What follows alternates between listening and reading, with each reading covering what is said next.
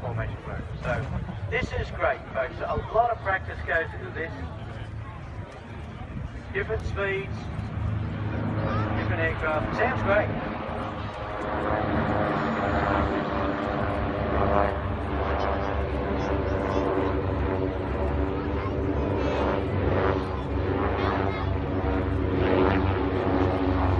The lead aircraft, the three Windjills there, were built by the Commonwealth Aircraft Corporation. They were designed, as Pete said, to take over from both the Tiger Moth and the Wirraway in that training role. They only built 64, including 2 prototypes, but they were extremely rugged, very, very reliable, very easy to maintain as well. Powered by the 450 horsepower Pratt Whitney R985 radial.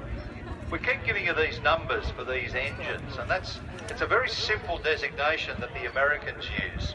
R for radial, where the cylinders are arranged radially around the crankcase.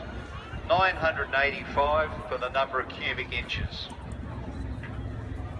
That beautiful sound of round from the Windjills being drowned out a little bit by the waspish note, I suppose you could call it, of the CT4 air trainer.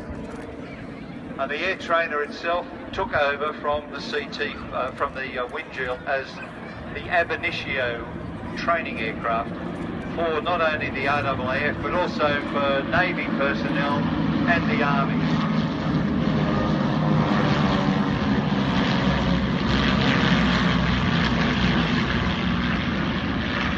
That is a great formation there. These guys have really been practicing. The wind on the ground here might only be slight, but it certainly increases and gets a little bit more turbulent the higher they go. This is the bread and butter for training for RAAF, Navy, military pilots all over the world. Yeah, I'm going to stand there. Basically, formation flying, keep as many aircraft in the smallest piece of airspace as possible.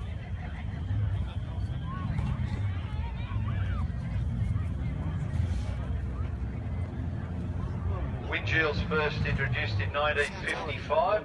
They actually went into service at Uranquinty with #1 Basic Flying Training School. Because Uranquinty was a very big training base for advanced flying training during the Second World War using Wirraway aircraft, also built by the Commonwealth Aircraft Corporation.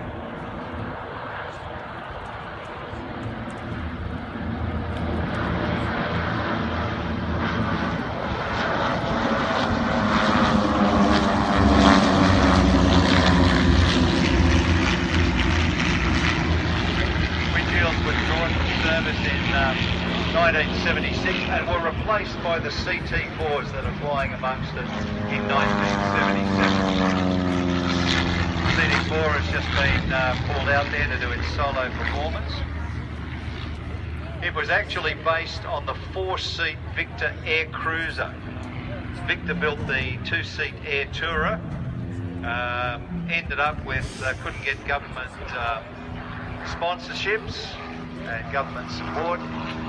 So they sold it to New Zealand, to AESL.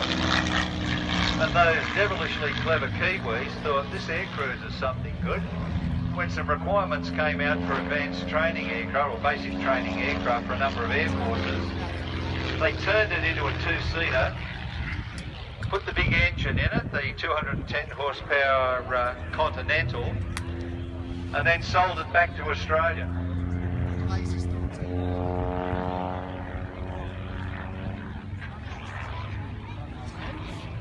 There are about 7 variants of this particular aircraft. It's a 2-seater.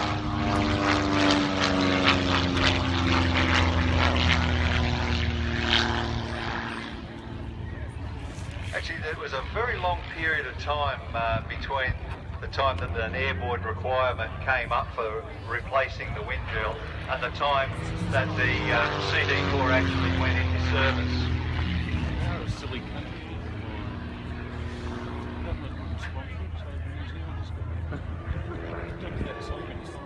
Was affectionately known as the plastic parrot in service. The first ones that came out were in a very high visibility yellow and green scheme, and then went to this orange and white scheme known as the Fantacan scheme.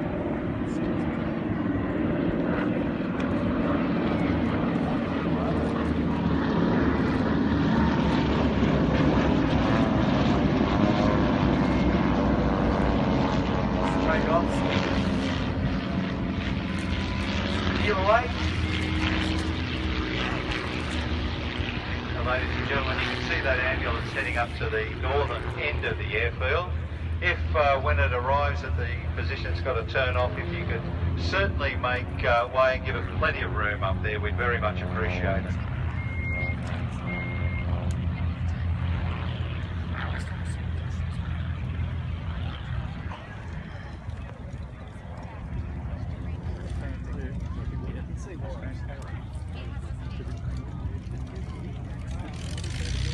Righto, recovering all the CT4s and the wind yields. Alright. I know your arms might be a bit tired, but give them a wave.